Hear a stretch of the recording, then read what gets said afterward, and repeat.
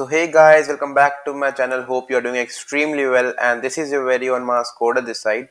So today's problem is longest substring with distinct characters. It is a fantabulous problem. So the problem is very simple. The problem statement, it says that you have a string. This is your string. Your string is geeks for now, right? Geeks for geeks. Now you have to tell me the longest substring such that each character in the substring is distinct. That is no repeating character. No repeating character. Or I can say no duplicacy. No duplicacy. Right? For example, if you see the string GEEKS right? If you see this substring, that is GEEKSFOR, is it a valid substring? No. Why? Because this E is occurring twice, first time here and second time here. That means it is not a valid one. But what if I choose EKSFORG? EKSFORG. Then you can see E is occurring once, K is occurring once, S is occurring once, and all other characters are also occurring once. So it is a valid substring. What is the length? 1, 2, 3, 4, 5, 6, 7. 7 is the length. So my answer for this question will be 7. I have already checked that this is the longest substring possible. I have to return the length. Return the length. Straight coming to the point, how we will solve it. How would we solve it? Okay. So the question says substring.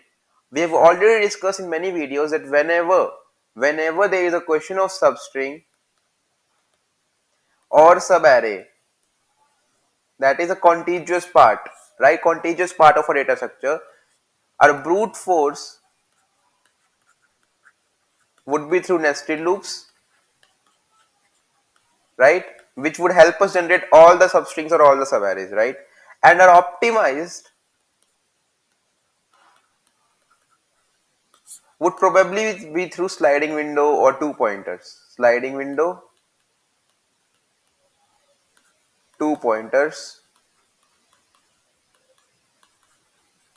or in some cases another approach as well, right? But these are the two standard processes for optimize, and this is the basic approach for brute force.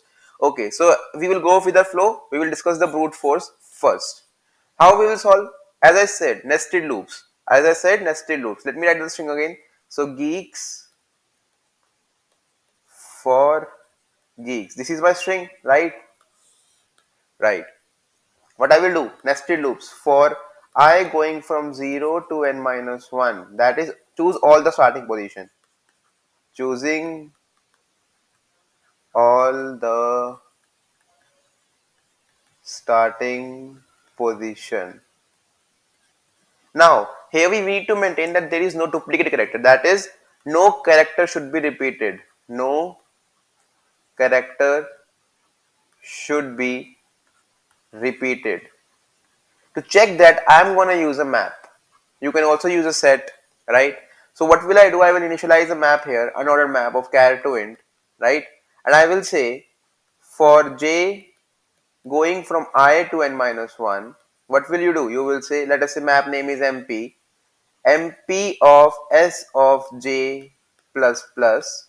Now if mp of s of j equals to 2, that is duplicacy has occurred. The element on s of j is equals to 2, that means duplicacy have occurred. In that case, break. What I'm trying to do, guys, suppose I have started my loop from my I is lighting at g, right? My map is currently empty, right? I will start my j from here only. What will it do? G will pair with 1, j will come here. E will pair with 1, and j will come here. Now E will change to 2. Now as we know, the particular substring we are treating now is GEE, right? We are treating GEE right now. But for GEE, you can see E is occurring twice. So that means it is not a valid substring. That is why E has occurred twice. That means duplicacy. As soon as duplicacy, the string is not valid. Now tell me what about other strings? That is this particular substring is invalid. What I am trying to say, GEE is invalid. What is the next character K? If I add K, will it again be valid? Can it be valid? No. If this particular path is not valid, this cannot be valid, right? This is proven because duplicacy has occurred in this part. So adding characters will not remove the duplicacy, right? Adding characters cannot remove the duplicacy. Adding characters do not remove duplicacy, right? That is why I have said that break. As soon as duplicacy occurs, break this loop, so that I am saying from this particular I only we can reach till this one, right? Okay. Now let us say what would happen. J comes here and it breaks. J comes here and it breaks. What is the 0, 1, 2? What is the length of substring that was good? G was good. Like what I am trying to say, GE was perfectly valid. The problem occurred at GEE. My J was here at GEE, and what happened was this is 0, 1, 2, right? The indexes are 0, 1, 2. This particular substring was good enough, right? What is the length of this substring? 2. I is present at 0, J is present at 2. That means my length is 2. That means my answer can become maximum of current answer and J minus I. That is after this inner loop, right? Answer equals to max of current answer and J minus I, right? Now, this will happen for all the starting points, right? Initially, I was at G, then it will cover E, then it will cover this E, then K, S, F, O, R, G, E, E, K, S, right? For every starting point, it will do the thing, right? So what is happening? It is taking O of n time, and it is taking O of n time. That is why my time complexity is gonna be O of n square with the space complexity of O of n. Why O of n? Because I'm using a map. What can we do instead? Instead of using a map, we can use a vector. We can use a vector. What vector? As we know that alphabet only contain 26 letters, A, B, C up till Z. I can construct a vector of length 26 and then assign them numbers. That is, for A, I will keep account on index 0. For B, I will keep account on index 1. For C, I will keep account on index 2. And similarly, for Z, I will keep account on 25. Right? I hope I am clear. Now, this is the brute force solution. So, I am not going into the depth of it. What can we do is we try to do the optimized version of it. We are here for that only, right? Optimized. Right? Let me write down the string again. G, E, E, K, S, F, O, R, G, E, E, K, S. This is the substring given to us. What we did was we started from this I. We started from this I, right? Our I was lying here, and initially our J was also here in the first test case, right? Okay. Now what happened? We were adding characters to the map. This was our map. This was a map, and we were adding characters to it, right? First we did was we added G. So G changed to 1, right? J comes here. E changes to 1. J comes here. E changes to 2. The problem arised. The problem arised. What is the problem? The problem is that E has occurred twice. E has occurred twice. Now, tell me guys, tell me, a substring, can I treat a substring as a window? A substring can be treated as a window, we all know that, because it's the same thing, right? A substring is a contiguous part. This is a substring, and I'm saying this is a window. These are exactly same, right? I'm saying substring as a window. Now, I am saying that my current substring is my window between I and J, right? What I'm trying to say is current substring window between I and J, right? Inclusive, right? That is my current substring is G double E. The problem is at G double E. Now, to remove this problem, what can I do? What can I do? Can I say that I can remove this E and the problem will be removed? No, I cannot do that. See, the problem is this E, right? Because I have done the prior task, so I don't need this E. But to remove this E and to keep this E, I will have to remove G also. Why? Let me tell you. Because if I will remove this if I will remove this E only, then G and E will remain, right? And G and E will actually look something like G space E. It is not a substring anymore. It is not a substring anymore. To keep it a substring, I will have to remove G as well. That is, G will also be turned into space. Now it is a substring starting from me. Now it is a substring starting from me. That is what I wanted to tell you. As soon as the duplicacy occurs, you have to remove the starting characters. That is the characters at I, right? So E is at 2. That means duplicacy is here. Remove it. So G will change to 0 and I will come here. Is the duplicacy still there? Yeah, E is equals to 2.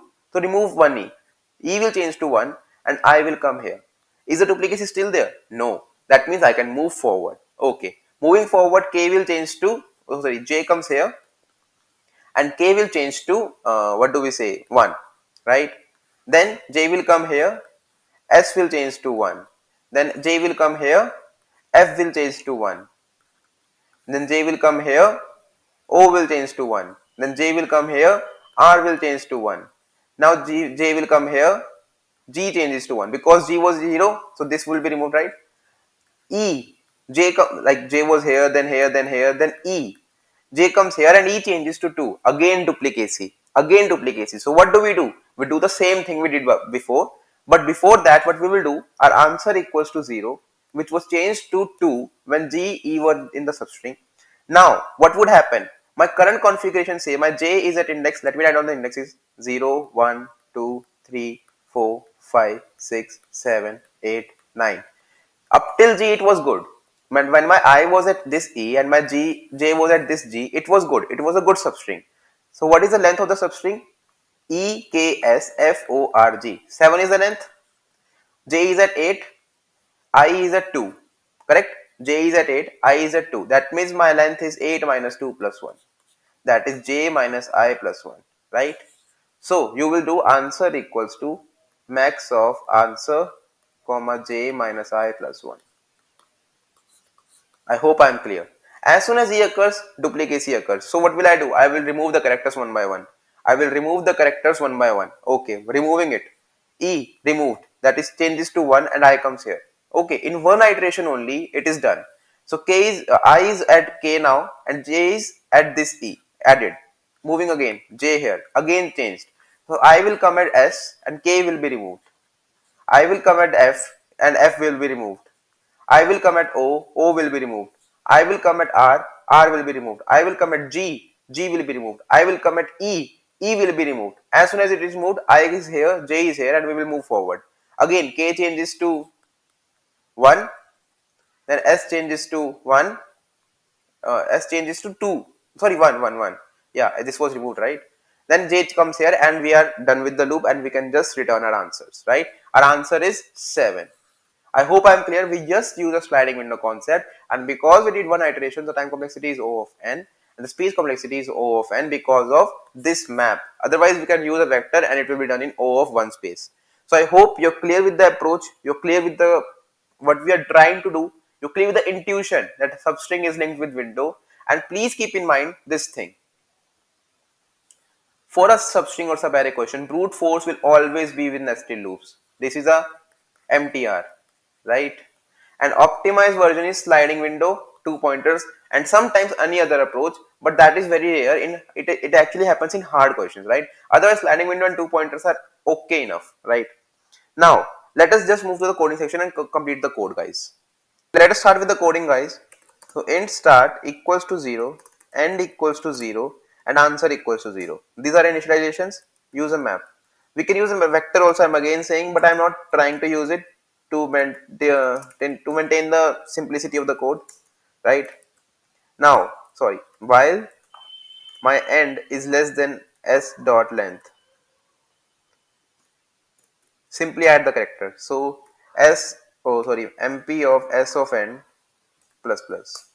If duplicacy occurs, that is if mp, or I can simply say that while mp of s of n equals to 2, that is duplicacy remains, then remove the starting characters, that is mp of s of start minus minus and start plus plus to to reduce the window size.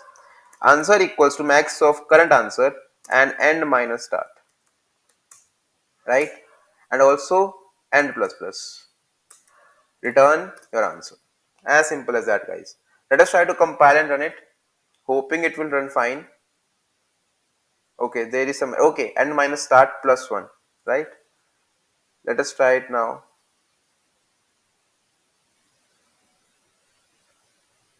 Okay, let us try for submit as well, guys.